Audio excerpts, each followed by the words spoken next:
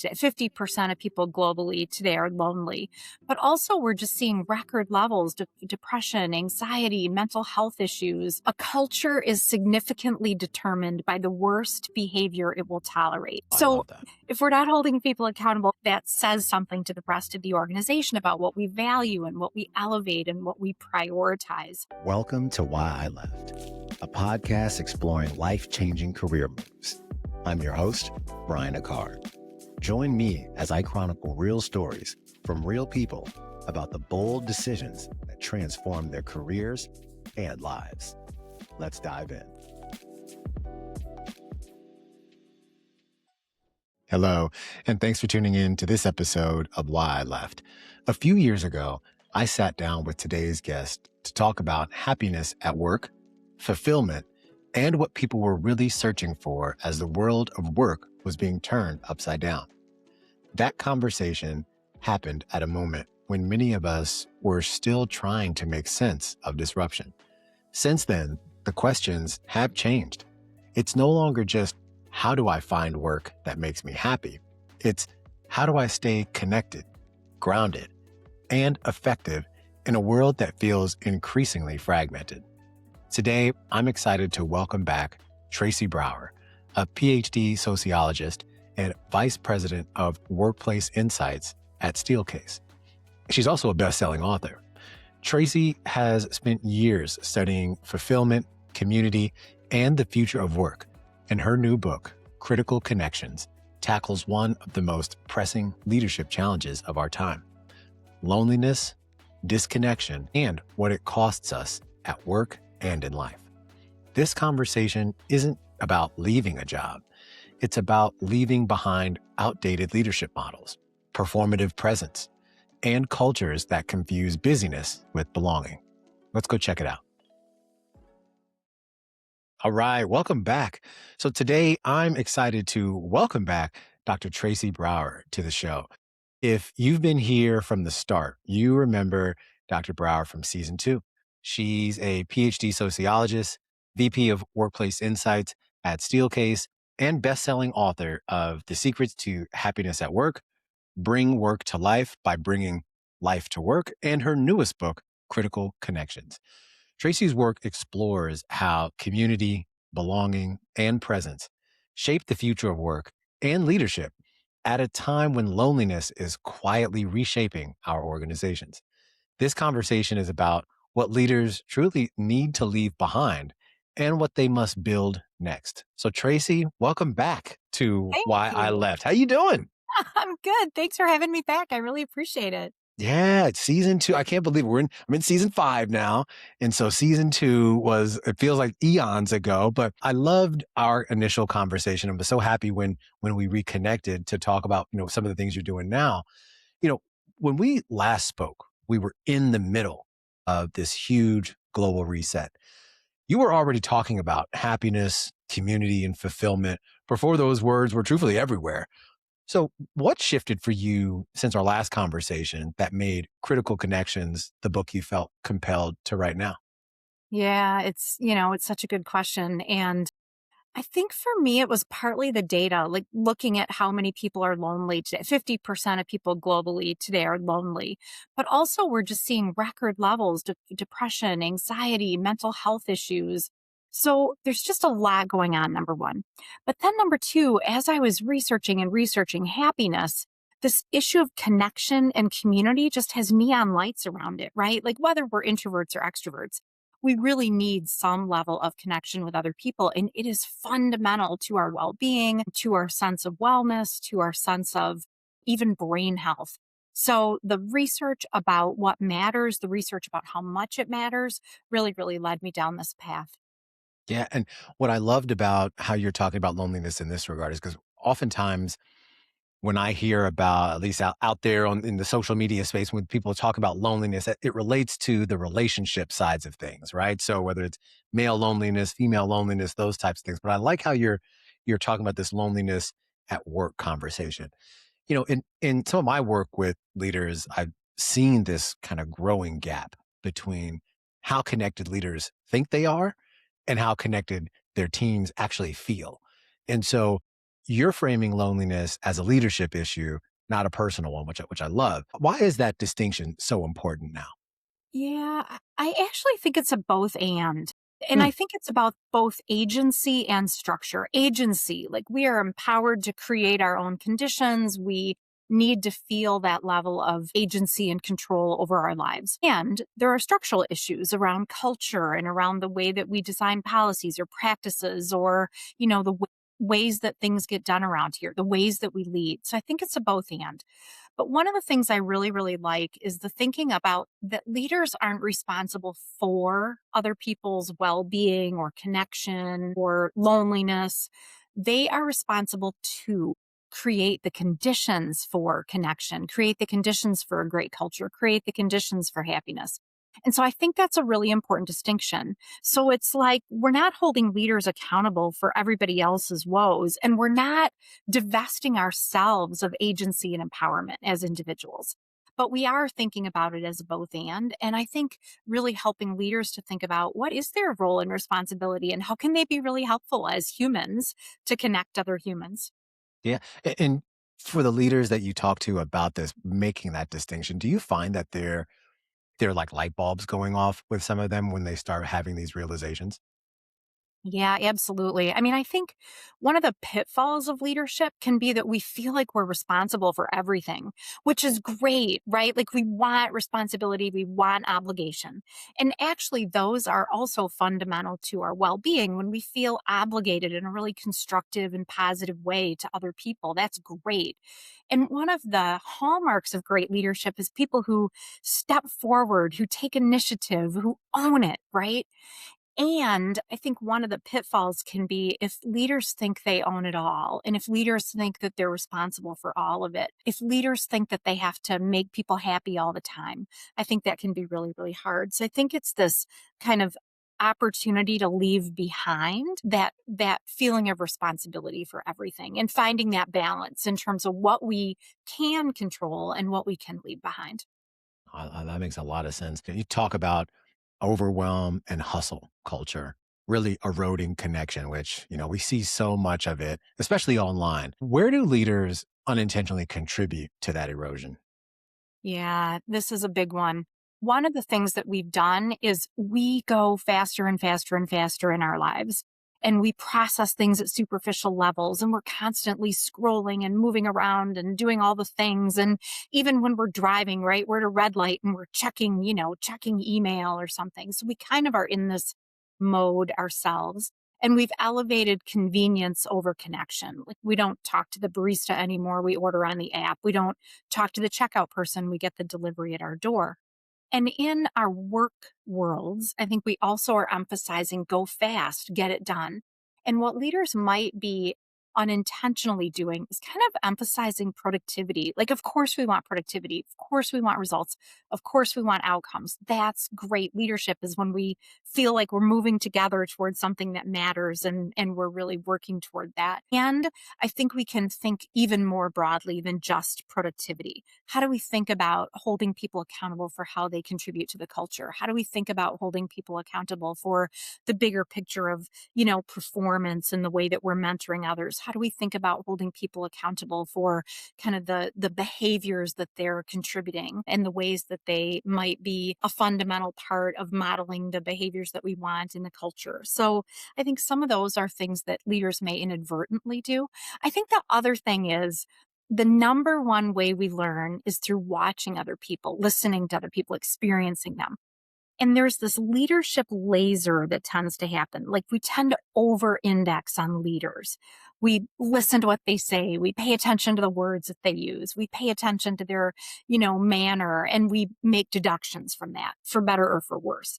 So I think when leaders are themselves kind of running so fast or not setting their own boundaries, that can send a message to others that that's how they should act. Like I know there's a lot of leaders who say, oh, there's so much going on and I don't want it to hit my team. So I'm going to work all weekend instead of my team working all weekend, which is so great and respectful. But then they're also inadvertently sending a message that we all need to hustle in that way.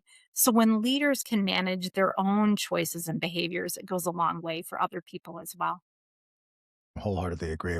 And you mentioned something too about the accountability piece is so important, not only for the individual. Well, obviously, all organizations are run by individuals, but the individual themselves, but the organization as a whole too, sharing some accountability in how they are showcasing their culture. Right. So I think that's something I really picked up with what you just said.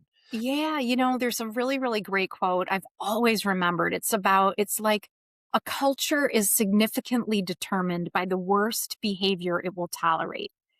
So, right, like if we're not holding people accountable, if we say that person they're kind of a jerk, but they're really good at, driving sales or something, right? And we keep them around, that says something to the rest of the organization about what we value and what we elevate and what we prioritize. So, love your point. Absolutely. It's an organizational issue as well. Yeah. Is there a moment where leaders confuse visibility with presence? And if so, how does that show up in organizations? Yeah, I think so. I think it's harder and harder to be present with each other today. We are just naturally more distracted. In fact, there's that great sense that attention is the most scarce resource today. So I do think sometimes it can be confusing to think about the difference between visibility and real presence. And so when leaders are able to be attuned to people, tuned in, asking questions, not just physically present, but emotionally present. I think that's the difference, is that emotional presence. I'm not just here in body, I'm here in body and mind and heart. Like I'm really paying attention to you and what you're going through, or how I can help, or what direction might be useful. All of those things make a huge difference.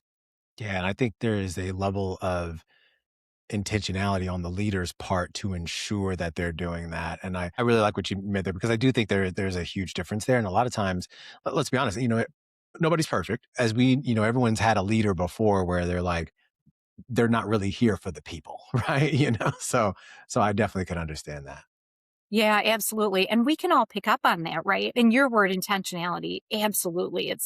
We're there emotionally, but we're also intentional about being present, about being conscious, about being in the moment together. And we can tell when that presence isn't there, whether we're on video or whether we're even just voice, and certainly when we're present together in person. Yeah, no, without a doubt. Would love to talk a little bit about really that presence, maybe a little bit of voice as well as trust.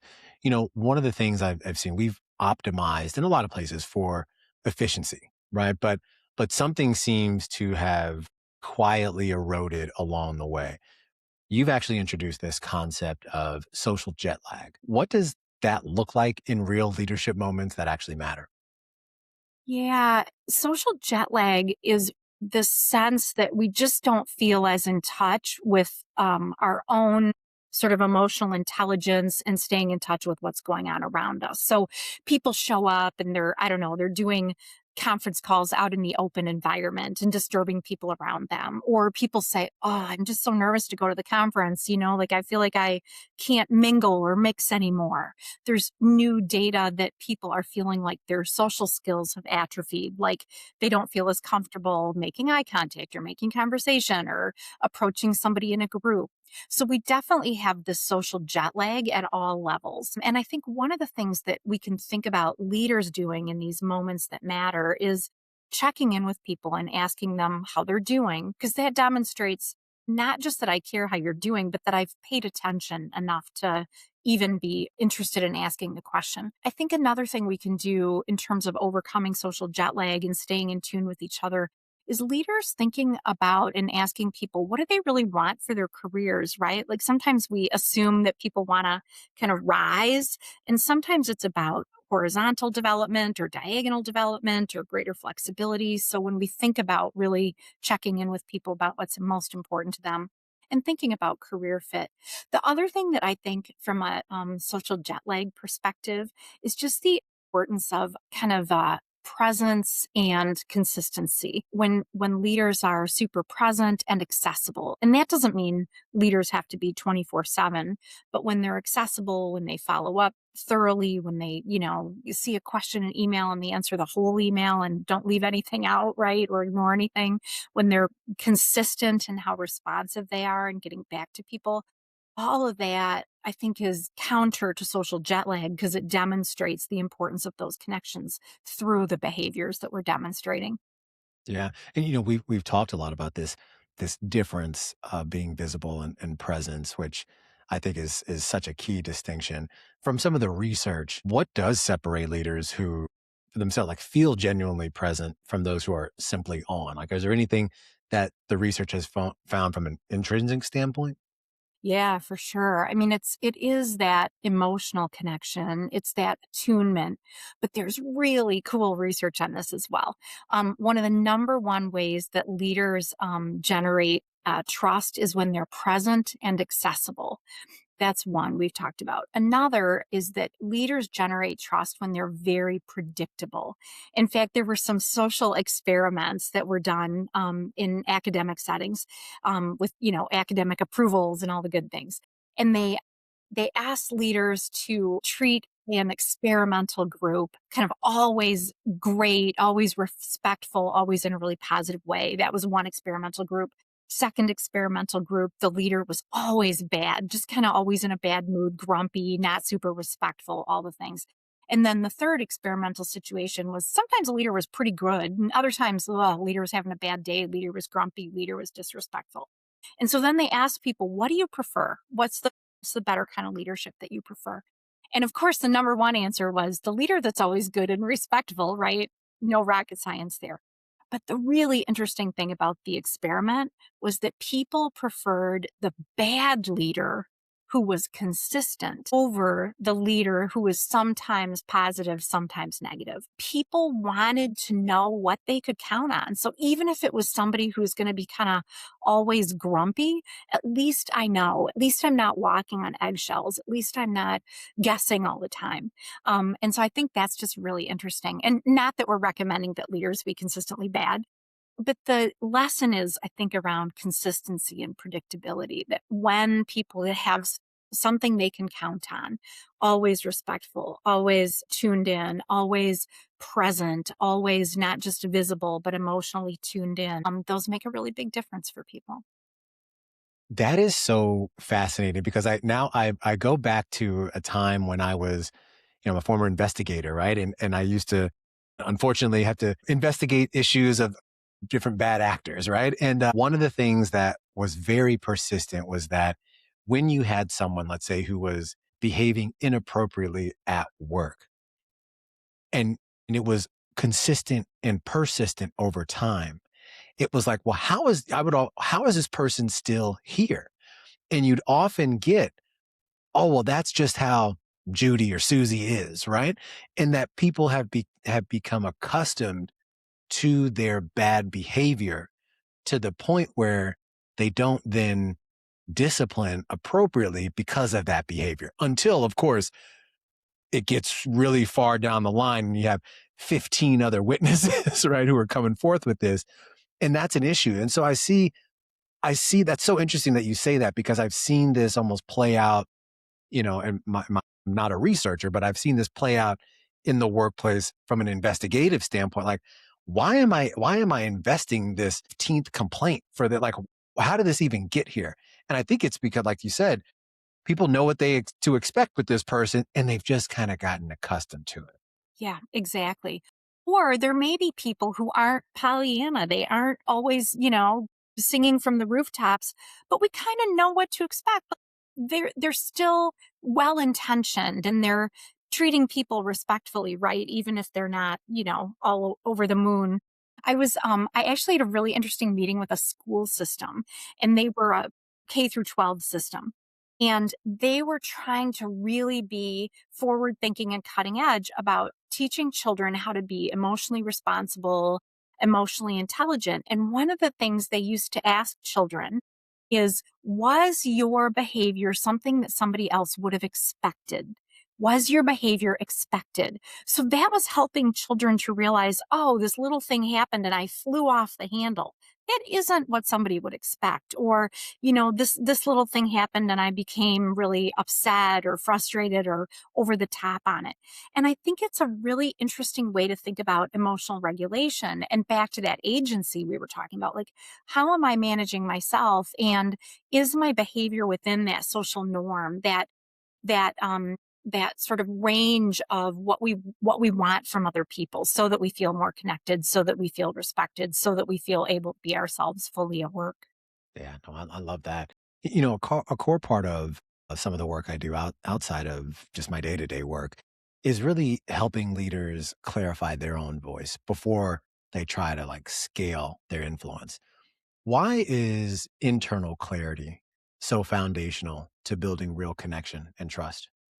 Oh my gosh, I think this is so cool the way that you talk about it. Clarify your voice before you try to scale. I just think that is so impactful, partly because we are in a VUCA world. VUCA, every good acronym, right?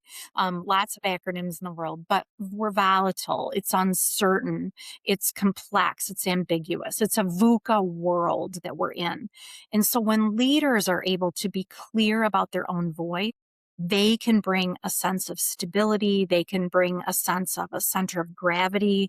They can bring a sense of stability through all that VUCA. And I think the thing that is hard for leaders sometimes is that people look at them as a single source of truth, quote unquote, right? Even if leaders don't mean to be all that, people look to leaders so significantly. And so when leaders are able to be really clear about their own voice, really clear about their own values, I think it really gives a sense of stability, really gives a sense of center of gravity, really gives a sense of backstop. The other research on this that's really cool is that we tend to trust people who are legible. We trust Mm, people that we can read. Like if somebody's a really, really good poker player and totally Teflon and we can never read them, that's actually someone that we're less likely to trust because we're just not sure how to get a sense of them and therefore a sense of ourselves because we understand ourselves through other people. So, a really important reason that clarity of your own voice and your own values is important is because then you're legible. You're able to generate trust. You're able to, as you use the word, scale, especially in this kind of VUCA world. yeah, I like that. And I learned something new. VUCA. I have not heard that acronym before, but I Never love it. too many acronyms, right? Exactly. You know, when we think about like a lot of the work that you and I are involved in, clearly high stakes environments, right? And as you mentioned, trust often shows up in these small, repeatable, consistent behaviors. You highlight behaviors like initiative, humility, and consistency. Which one clearly separates trusted leaders from the rest? Or is it all three? Yeah, I really do think it's presence and accessibility, which we talked a little bit about. I Hmm. really think it's about consistency. Those will separate leaders who are able to really generate trust.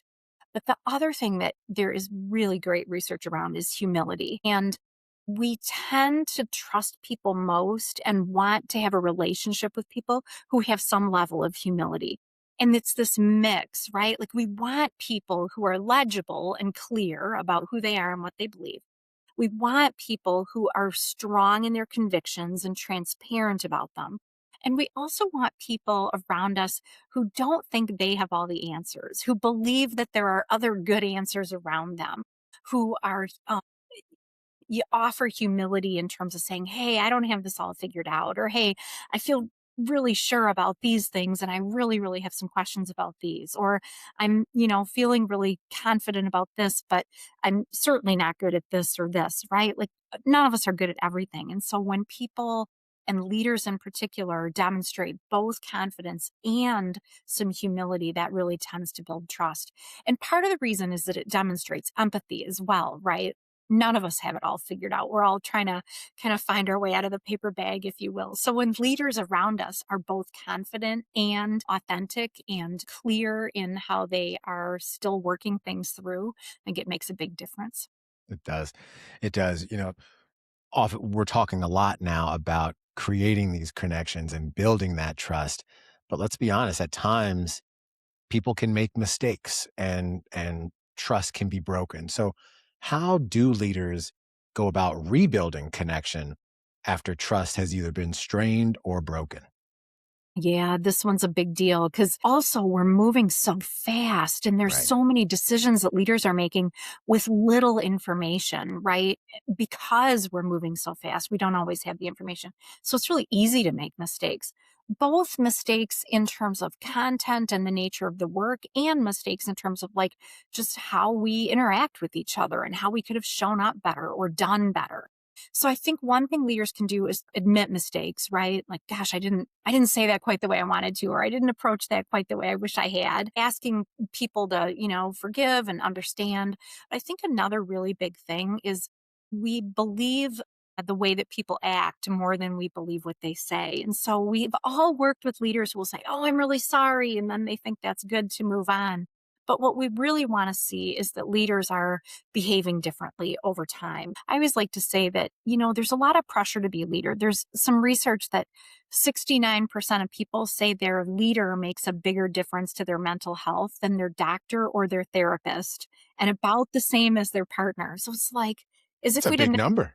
I know, as Wow. if we didn't have enough to worry about. Yeah. Good news is, like, that's a wonderful opportunity, like, we can have a huge positive impact, um, but but I don't think leaders need to be perfect, they just need to demonstrate that they're trying to make progress, like, we sometimes we expect perfection from ourselves as leaders, but others aren't necessarily expecting perfection, they're expecting us to want to do better, to want to grow all the time, to if we make a mistake, admit it, ask forgiveness, demonstrate new behavior. And I like to think about that too as intellectual humility, right? Like, oh, I didn't get this one right. I could really use your help on the next one. Important characteristic that builds trust and connections for sure.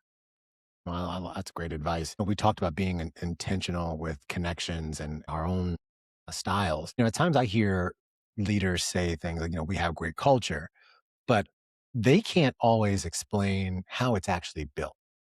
And so, how can leaders be more intentional about designing connection rather than leaving their culture to chance? Yeah, if we have a culture of connection, we are so far ahead in terms of discretionary effort and people feeling good about their work and retention and innovation and all the outcomes that we want. So there's lots and lots of research on culture, and four of the things that matter the most. Every culture is different. Obviously, a tech culture is different than a financial or a manufacturing culture. So really understand that.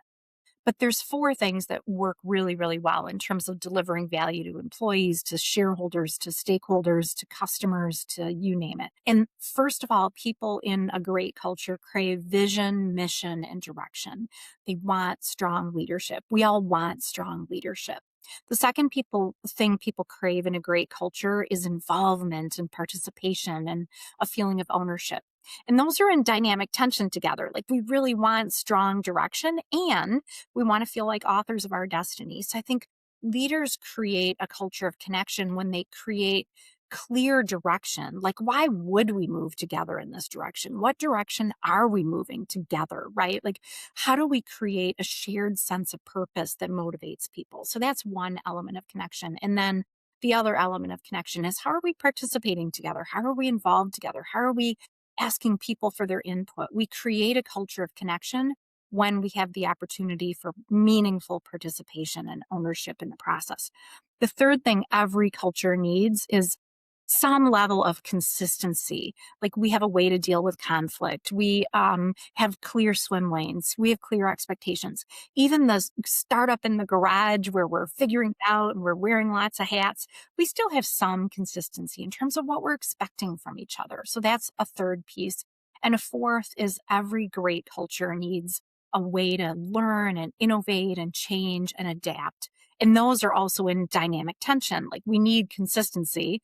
I don't want every single minute of my day to be different from the last, but we also need to be able to kind of learn from customers, from the market, from competitors, and really learn together. And we create the opportunities for connection when we have clear expectations of each other, when we have clear, constructive ways to work through differences of opinion and conflict, when we are learning together and learning in the trenches, kind of doing the work and rolling up sleeves together. So those four elements are, I think, a really nice um, kind of thinking model in terms of how we create connection: vision, mission, direction, involvement, consistency, and great adaptability and learning. I love that. And it's very, very clear. I love when you kind of lay it out. Like I remember you did this in our first conversation too. I love how you list it out for it because it gives us like not only myself but also the audience be like, okay, these are the things that we can put in place for this. And I would imagine, doing those things, that this is what would happen when leaders stop leaving connection to chance, right? They design it in this way and they're much more strategic about it. When folks are building connection, I think the other big piece is you build this connection because you hope people and those who work in the org, they get this sense of belonging, right? How do organizations truly build belonging without turning it into another checkbox type of initiative? Yeah, and I think belonging is so interesting because we don't get a sense of belonging just from being together. Right. We get a sense of belonging from a shared sense of social identity. So sometimes we say, "Oh, let's have another wine and cheese," or "Let's have another pizza party," right? But that isn't necessarily what builds belonging. What builds belonging is a shared sense of purpose together, a really clear understanding of what we need to do together. That shared sense of purpose is important because a lot of times we get a sense of meaning more individually. Like my work is meaningful to me. My career is meaningful to me. I have meaning in my job. Purpose is something a lot of times we experience collectively. Like we show up together to do something that links to the bigger picture that we can uniquely contribute to, that makes a difference for real human beings. So, a really big way that leaders create belonging is by giving people a sense of purpose. So, being really clear about the bigger picture purpose, but then really clearly communicating with people how their work contributes to that purpose and how they uniquely contribute to that purpose. So, it's not just their job description or the swim lane that they're in, but it's how they uniquely contribute. And the other thing that really builds belonging is shared expectations and shared mutual goals. Like we tend to have a myth that the best team building comes through, team building, escape rooms, or I don't know, cooking classes together, right? Or rock climbing together. Those are great. Those do help build teams. But what builds belonging in teams even more strongly is when we roll up sleeves together, when we're working on something together. It's a task orientation together. And the reason it builds belonging is that we're relying on each other. And that's super validating. Like, "Oh, you need me to try to help accomplish this thing. I fit here in this team, and this team needs what I'm offering and contributing." So, those are some practical ways to build belonging. I really appreciate that last response there. I think it's really crucial. One of the things that I've noticed is, you've been studying this obviously for years, but this book feels especially personal, right? What surprised you most while researching critical connections? Yeah, I always ask this question of other people myself. What surprised you the most, right? Because it tends to unlock certain assumptions that we had. I think for me, what surprised me most was the flywheel, like it in the reinforcing loops that can happen. When people are lonely, they have a harder time connecting with others. Literally, neurologically, it is harder to make connections. And when you do make a connection, like you see somebody at a gathering or you talk to somebody on, I don't know, FaceTime or something, you feel less positive about that. You literally get less of the positive neurochemical hits if you're lonely and you make a connection versus if you're not lonely and make a connection. So there's this like spiral that can happen, right? The opposite is also true. When we make small steps toward connecting, those small steps can really add up. And so one of the surprises to me was just how critical those small steps are and how important that is in terms of our connection. So we might be feeling really lonely. It might be hard to get off the couch. It might be hard to get motivated. But if we can just take that little step that moves us to the next step and the next step, I think that that makes such a big difference.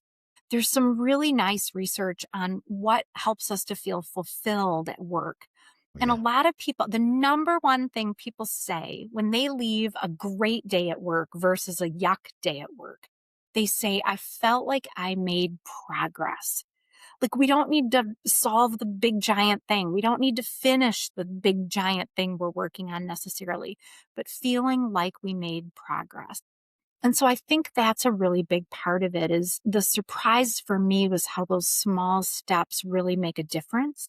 And I think the other thing for us to keep in mind is just the mindset behind them, right? Like a mindset where we're feeling gratitude is huge. Like, oh my gosh, I saw my coworker today and we laughed at this thing that we remembered from years ago. Like, that's really cool. It seems like nothing, but it's really cool. And so that makes us want to come to the office the next day or the next, or show up on video the next day or the next. So I Yeah. think that was the surprise is how small, how the big things are can be the small things and vice versa. That really resonates with me, especially the piece around progress. I think about the work that I do day to day and how a lot of the demographics I work with are mainly high school students. But what really keeps me going is the fact that like I've played some small part in exposing them to something that they never thought was possible for them. And then you hear the feedback from them and you're like, you know what? Even when it gets tough, like, all right, good. Well, one person, right? It's like one individual. That's what keeps me going. So that piece you mentioned about progress, that was really touching me right now because I'm like, that's like me every day, right? Like I feel that day to day in the work that I do in healthcare. So I appreciate you Love that. naming that. Yeah. You know what else you said that I think is such a big deal is that you help them have a new thought because sometimes we can get so entrenched in our tracks, right? Like you think about things in the same way all the time. And I think that's a really big deal for leaders to help people think about their thinking, to give them a new idea, to give them a new way to think about it. Um, because if we're one of the hallmarks of depression or loneliness is that our world feels like it's closing in. And when we're under stress or threat, physiologically, we have less peripheral vision because we're focused on the tree that we're running toward to get away from the saber-toothed tiger, right? Because we're going to climb the tree and get away. So there's deep instinctual patterns toward kind of this closing in of our focus when we feel lonely or upset or overwhelmed.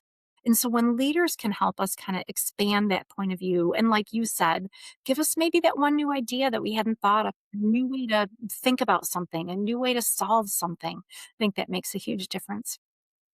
I also often find that growth as a leader and truthfully just as human beings, it requires unlearning before learning. So, curious about you, what's one belief about leadership that you actually had to let go of? Yeah, that's a really, really good one. I think I had to let go of the idea that leadership is static. I think that sometimes we can think of, oh, that's a great leader. Oh my gosh, right? Like that leader has really kind of hit top of their game and they have it all figured out. And I see, especially in that VUCA world we were talking about, leadership is always evolving and changing. And one of my favorite leadership models, it's the super classic model. It's the Hershey Blanchard leadership model. It talks about also like adjusting based on the kind of person that you're working with, right? Like if they're newer or if they're more seasoned, depending on their competency levels. So I think that's one of the things to constantly be reminders remind ourselves of is that leadership isn't static. It's not something we achieve, accomplish, hit the top of the mountain. It's something we're consistently inventing, reinventing, growing. We're staying clear with our values and our principles. We're staying true to ourselves, but we're also evolving and growing with the context and how it's changing and the people around us and what they need. Yeah, no, that's so crucial.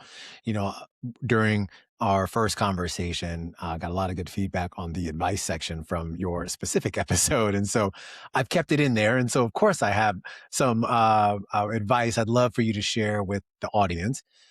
For leaders who are listening now, who may feel stretched thin or even overloaded, what is one small, meaningful shift they can make to build stronger connections right now?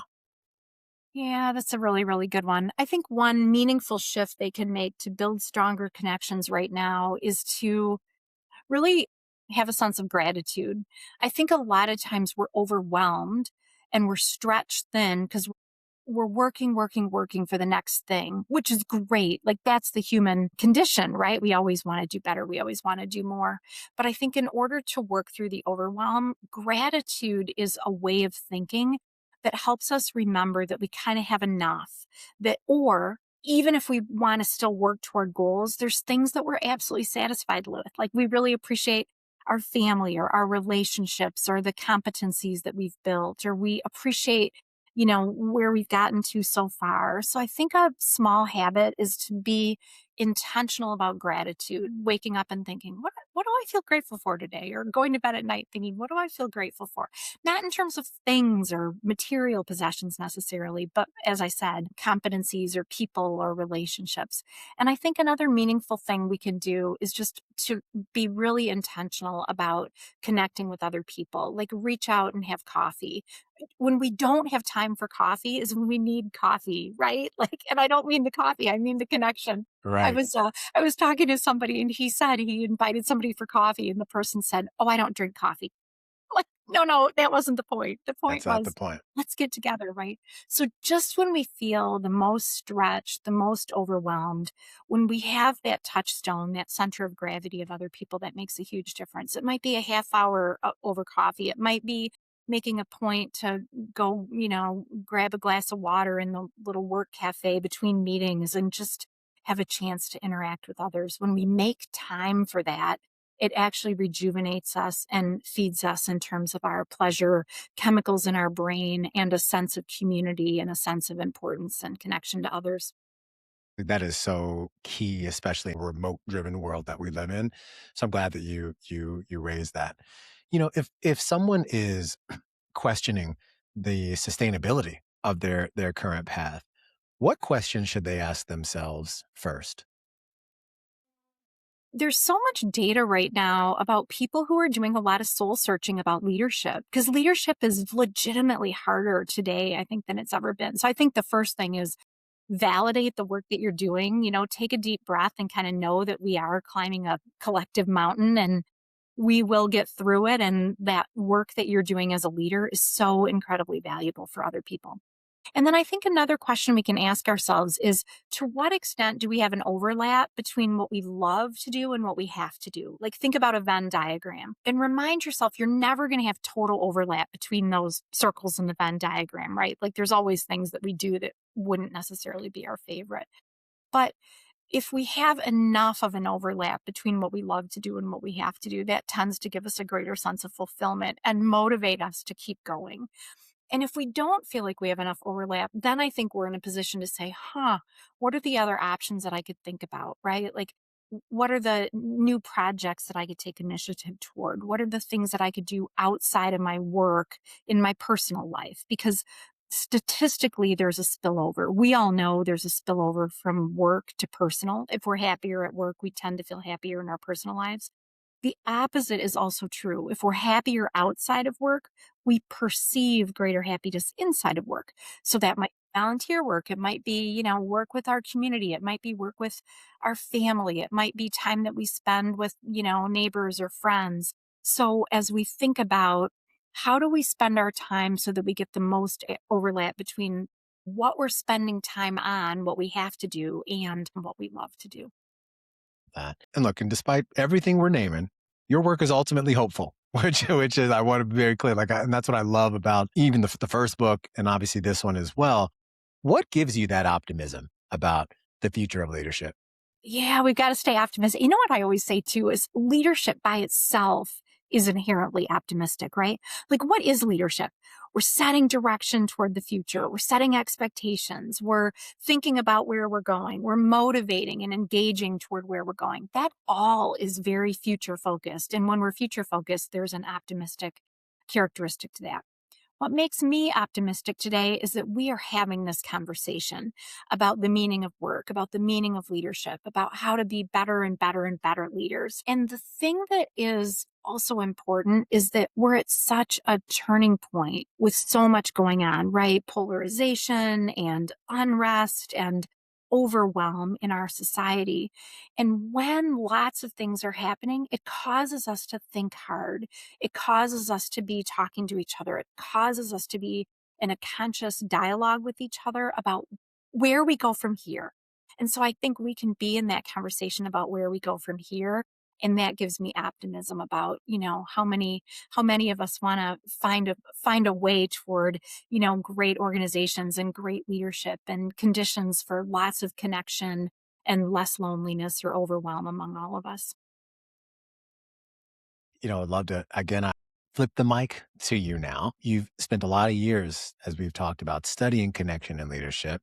And based on our conversation and the work I do with leaders, what's one question you think leaders should be asking themselves right now that you'd like me to respond to? I guess a question for me, we talked about how leaders are really modeling the way and there's that laser on leaders. So what are the few key leadership behaviors that you think are most critical for leaders to model? That's a great question.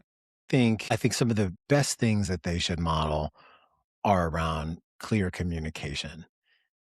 I think I've seen a lot of different scenarios where people don't follow certain leaders because they're not clear on where we're all going, and having that disconnect or having that lack of understanding on where is this ship going to, it puts people in a position where they're a little uneasy.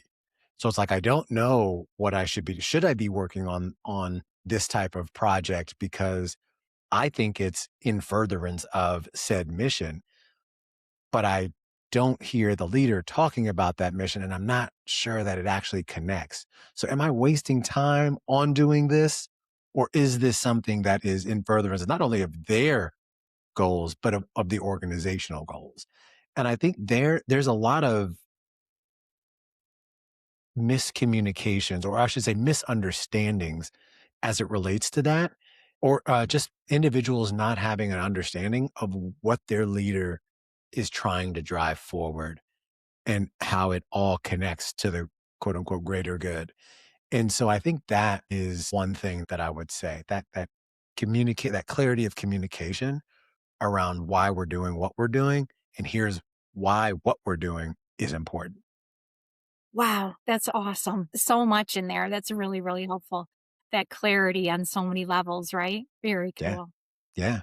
Well, I want to just thank you so much again for coming on the show today, coming back to the program. And would love for you to share where our audience can connect with you, buy your book, and obviously support your work.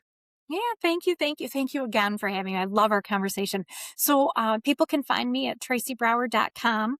There's information there on all of my books and where to buy. You can find my new book, Critical Connections, any place that books are sold, from Amazon to anywhere else. I'm on LinkedIn, Tracy Brower, PhD, and all the usual social channels. And I would love for people to reach out and tell me how you're thinking about it differently. I think we just have so much to learn from each other. So would love for people to reach out at any of those channels.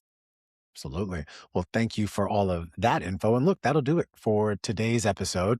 Again, I want to thank our guest, Dr. Tracy Brower, for joining us today. And I'll share all of her information in the show notes. And I hope you all picked up something. You learned something about how critical connections are. And I hope you have a great week. And we'll definitely see you next time. Tracy, thank you. Thank you. Thanks for listening to Why I Left. Join us next time for more inspiring stories about growth, resilience, and transformation. Visit us online at www.whyileft.co. That's whyileft.co.